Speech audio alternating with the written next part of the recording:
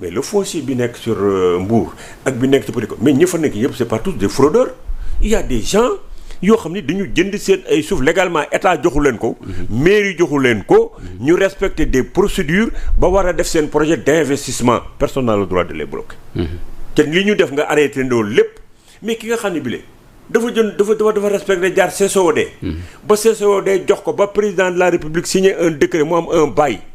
dem ci banque am amoon un projet di ko def dem foofu ñu jox ko lebal ko xaalis. mu war a fay ay travailleurs war a rembourser sa dette.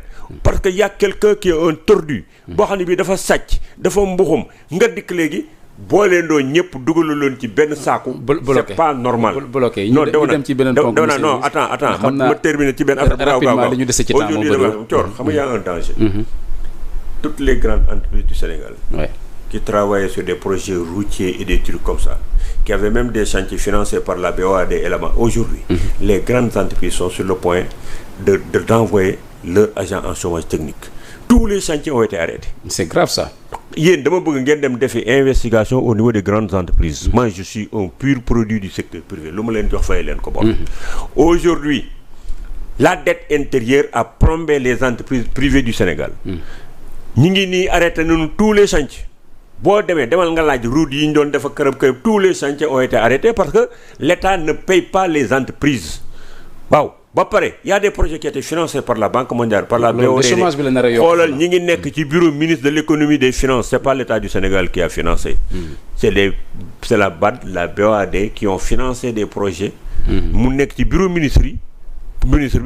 Au lieu que mu def ko pour que entreprise mën a dem def liggéey bi ak continuer seeni travaux. mais tout le monde se dit à l'administration croiser les bras man kat nee nañ mën naa taxaw. le premier ministre Ousmane Sonko nee nañu taxaw man xaw ma fu ñu jëm donc du ma bouger nga plomber économie les DAGE ne travaillent plus. les gens qui avaient des petites et moyennes entreprises doon liggéey foofu amatuñu marché ñi ñu war a fayuñu leen. les entreprises ñu ngi souffrir. ñu ngi souffrir essoufflement bu garaaw lañ nekk léegi nag. nit koo xam ne say chantier taxawal nga ko. amoo loo fay sa personnel. mais tu fais ce que le code du travail te permet. tu les envoies en chômage technique. chômage technique lañ leen di jëmale ba pare bu banques yi moom. xam nga fi ne nii ils ont bloqué les entreprises. mais les banques avec les agios les trucs comme ça ñoom ñu ngi débité soo paree une entreprise peut même sa marge bénéficiaire mu dem perte ko. parce que yow yaa ko plombé. mais même presse bi ñu ngi jël wàlla ma mais au moins ils sont en train de négocier quoi.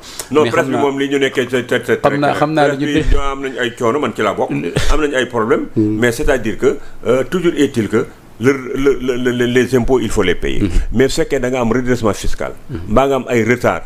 toujours les textes permettent des choses yoo xam ne nañ koy appliquer ci coow du jib man quand je suis verbalisé damay dem au niveau de la direction des impôts et domaines je demande un moratoire ñu jox ma moratoire bi ma koy jéem a fay parce que ku laaj moratoire ñu may la ko fii institution sociale ak institution fiscale foofu demander moratoire ñu may la ko même le code des douanes suñ la jàppee ci fraude douanière ba rek boo paree may la nga transiger soo transiger wul boo demee il ça lie le juge da ngay dem rek mu dóor le mandat de dépôt mais on est dans un pays organisé on est dans un pays boo xam ne ku si nekk sa droit mën nga ko jël mais lii nga xam ne bi la moom moo am ci fi ne nii kenn xamul noo ciy def mooy le président Ousmane Diomaye ak le premier ministre Ousmane Sonko ni ñu bloqué le problème de l'économie parce qu'ils veulent la transparence ñi ngi créer du tort à des gens qui n'ont rien fait ku deful tooñul da nga ko war a bàyyi mu jouir de ses biens mu dem le foncier dont il parle là nañu dem jusqu'au bout. Très bien.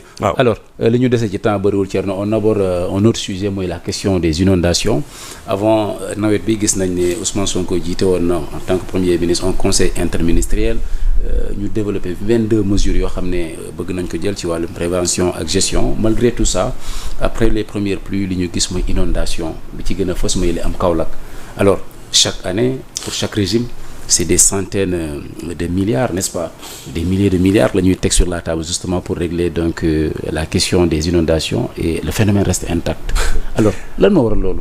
xam nga li ko waral.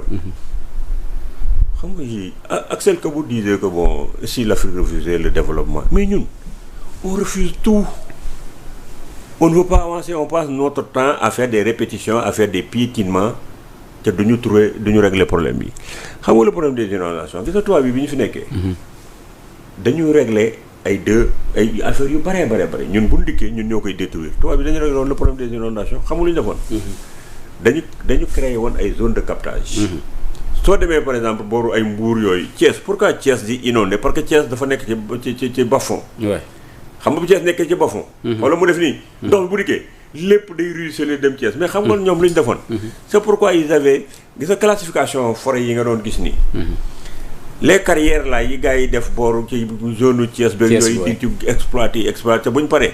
bàyyi fa ay creux ay ndox ñëw di fa dugg ay boy ay foofu da bëri na fa jamono ji ay mala di fa daanu ay kii mais ci temps tubaab bi ak li code de l'environnement expliqué loolu warul nekk mais dañ koy bàyyi noonu parce que su fekkee da ngaa ñëw excaver des trucs pour def boo paree dañ lay wax nga def remise en état ça veut dire que da nga ko war a sakk maaselowaat ko ba mu baax a baax defuñu ko léegi forêt classée yi nga xam ne bi gis nga le déclassement là ça doit être un chantier du président Diomaye pourquoi les gens ont déclassé des forêts ak kan moo ko déclassé ak quelle utilisation lañ fay def gis nga bu ñu ko defee dinañ gis moo yi nga xam ne bi yëpp moom nekk inondation yi parce que forêt yooyu kenn waru ko woon a laal Dakar gii boo fi dikkee seen la zone de captage là bi nekk fii booru cité Belvédère kooku moo nekkoon zone de captage bi dafa nekkoon benn endroit bu ngande boo xam ne bi toutes les eaux de ruissellement de la capitale foofu lañ doon ñëw mais demal gars yi ko rembale def fay immeuble ndox mi ñëw di dugg biir CTO jaar Grand Yoff continuer inonder tout Dakar. Et chaque année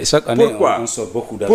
Pourquoi xooluñu kan moo ko remblé et pourquoi devons-nous accepter chaque année on prend des milliards on met ça dans l'eau aujourd'hui ils n'ont même pas fait l'évaluation du plan Orsec pour xool depuis inondation combien de motopompes la ñu jënd combien de raccords la ñu jënd combien de groupes électrogènes la ñu gën fu matériel boobu nekk mais chaque année les gens là les fonctionnaires sénégalais là ils sont très forts en élaboration de budget budget bi c'est des budgets yoo xam ni ay fonctionnement lañ ciy def jënd ay moto pompe jënd ay lu ne parce que xam nañ ne moto pompe yooyu xaalis la da nga koy jënd am na loo ciy am soo paree bu moto pompe yi paree nan xool plan Orsec ñu seen moto pompe yi fu mu nekk toolu gaa yu bëree boo fa demee ay moto pompe moo fa nekk yoo xam ne dañ ko jëloon pour les inondations les gens n'aiment pas faire de l'évaluation dans ce pays boo dikkee jël un truc da nga war a évaluer les politiques publiques évaluer tout pour xam li nga fekk lan la ak nga fan nga mën a jëm le président Ousmane Sonko ne devait pas venir di def la même chose mooy nga jël xaalis di sotti ci biir kii mais da nga war a wax ne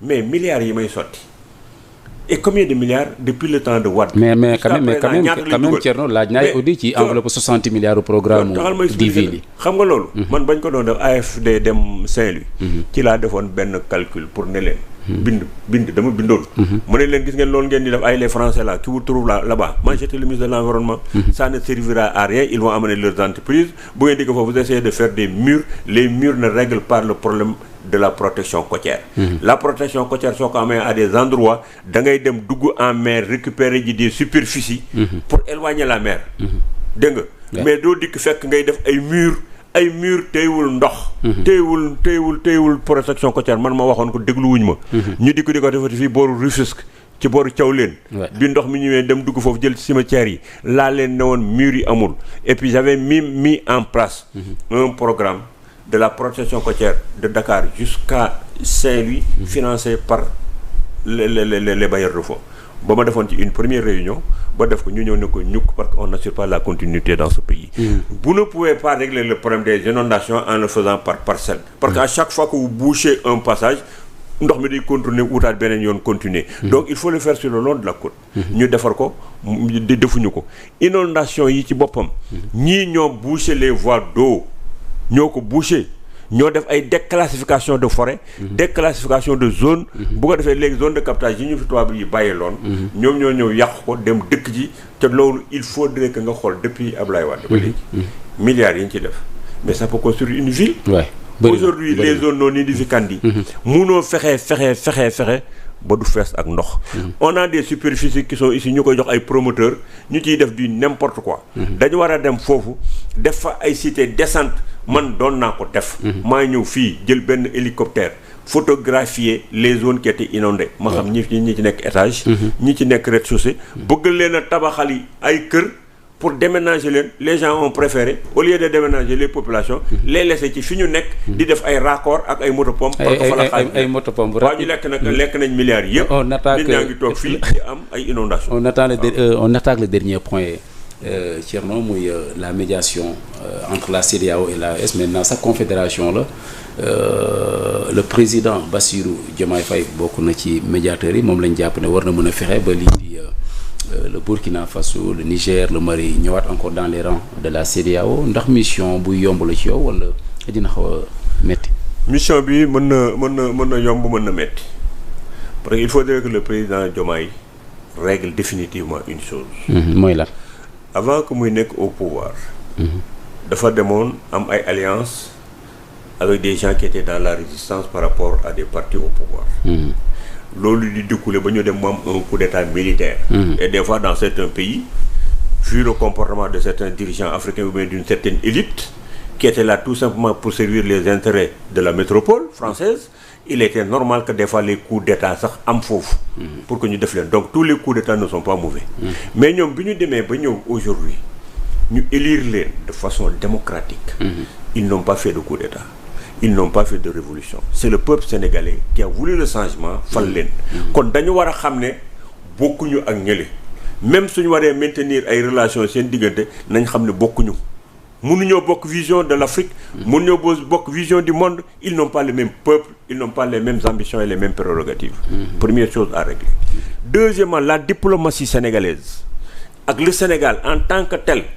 moo tax fu mu dem ñu jox ko ay cër. parce que si on laisse nos diplomates ñuy fonctionner ils peuvent régler tous les conflits. beneen bi jëlee ko la CEDEAO est un ensemble qu'il faut garder, qu'il faut fructifier. Il est vrai que c'était un club de chefs d'État et son mal profond c'est que les présidents qui y étaient répondaient suivant les injonctions de la métropole. C'est Macron qui a amené tout le bordel que nous avons connu parce que ñi ñu am ay njiit notre élite africaine que j'appelle les Africains choisis pour di def li métropole ba bëgg ñoom ñoo fi nekkoon di dem sous la dictée de Macron. La dictée de Macron c'était tout simplement de continuer à réguler l'Afrique. On nous régule par les guerres tribales, par les ethnies, par les maladies, par les principes démocratiques qui ne sont pas les bons principes. Macron di diviser l'Afrique di jóor ay conditions mu am ay élite bu fi nekk di ko appliquer. léegi lu dal CEDEAO Macron moo ko def avec la complicité de certains présidents africains dont celui du Sénégal et de la Côte d'Ivoire.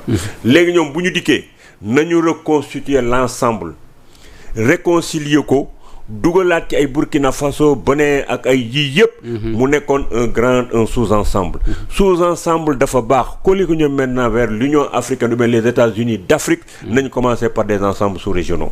La CEDEAO est à encourager, à fructifier, à refaire pour que mu nekk une CEDEAO des peuples et pour les peuples.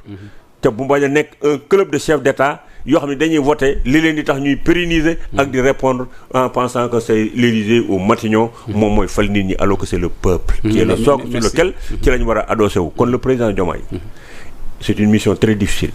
Mais le Sénégal a toujours été leader dans beaucoup de choses. On a une diplomatie qui va l'accompagner. te itam mënut a am échec parce que lenn la day dem gisi ñii ñëpp mu jéem leen a réconcilier. dox ci tànku jàmm wax ci tànku jàmm bu réussiree alhamdulilah. bu réussirul il aura joué son rôle. mais qu'il se départisse de ceux qui fonctionnent sur la base de coups d'État. Merci beaucoup Thierno Lo temps bi jeex na. Ça a été un plaisir quand même de vous recevoir, de vous accueillir ici sur le plateau. ma bàyyi la nga placer un dernier mot. te di la remercier rek parce que Sénégal moom toll nañ ci foo xam ne fii liñ ci war a wax bëri na trop. sur le plan de l'économie mais je lance un dernier message. C'est de demander au Parlement mu jël ay dispositions parce qu'ils ont toujours été pour les consensus. nañu wut un consensus pour permettre au Premier ministre Ousmane Sonko mu ñëw. bu dikkee ñu poser ko les bonnes questions pour l'intérêt du Sénégal, ça c'est la première chose. La deuxième chose, je demanderai au président Diomaye et au Premier ministre Ousmane Sonko la transparence baax na ci réew mais pour régler une injustice en créant d'autres. nañu def la part des choses bàyyi économie mu dem. et que léegi li leen di dimbali aussi mooy. ils ont des problèmes avec les jeunes. Les jeunes là il faut les former parce que mënoo jox métier ko amul formation. Il faut les former. Il faut donner au secteur privé ces possibilités de fonctionner en payant la dette intérieure. En signant les marchés qui sont au niveau du ministre pour que le secteur privé mën a liggéey parce que secteur privé mooy employé ay nit. Donc il faudrait que ñu def yu mel noonu pour que réew mi ñu mun ko yóbbu ci kanam mais le blocage de l'économie dafay indi ay nervosité nit ñi gën a mer Sénégal koo wax fi ne nii ku dul ku gor goo gis sax mi ngi tàllal loxoom léegi. parce que tàllal loxo ak ñaan kenn buggu ko mais léegi ñi gore woon sax ñi ngi tàllal seen ay loxo kooku ku leen ko wax moo am. ku leen ko waxul moo am. te ñun ñi nga xam ne nit ñi dañuy ñëw ci ñun xam nañ ko y a des gens boo xam ne dañ leen privé de leurs droits en bloquant leur dette téye seen foncier te ñu nekk dans la légalité yooyu il faut ñu def la part des choses pour que ku ci nekk nga mën a gis sa bopp parce que créer de l'injustice c'est pas bon te bu ñu continuer muy couver comme ça dana indi benn explosion te itam am nañ ay possibilités il faut qu'il crée des parcs urbains à l'intérieur du Sénégal ça crée de l'emploi il faudrait que ñoom auprès de la grande muraille verte yóbbu fa jeunes yi ñu dem foofu di liggéey ñu leen di fay le président Ousmane Sonko j'ai vu Abdou Mbow qui dit que le président Ousmane Sonko avait dit que dafay jël jeunes yi liggéey leen di fay ay 150 000 est-ce que xam nga bu jëloon jeunes yi tey di leen fay ces salaires de 150 000 ils vont aller dans la grande muraille verte faire du reboisement ñu jàngal leen ñu def élevage wut fa ay tool sax ci nawet bi booy dañuy am ressource c'est ça qu'on appelle l'exode urbain kooku nañ ko def li ma la wax ci parc urbain aujourd'hui on respire le désert à Dakar mais dans chaque quartier boo fi defoon ay jardin ak ay toboggan ak ay gare jël ay jeunes du quartier ñu toog di ko def nga def waaw léegi PME yi PMI yi mais c'est AGETIP AGETIP day dikk jox la agrément jox la marché wax la ñaata nit nga fay employé bu ko defee jël ay chantier jox la ko mais il faut qu'on prenne l'argent endetté wu même s'il le faut pour régler des emplois pour les jeunes vraiment maa ngi lay remercier merci Thierno di la sant di la gërëm yow tamit di rappel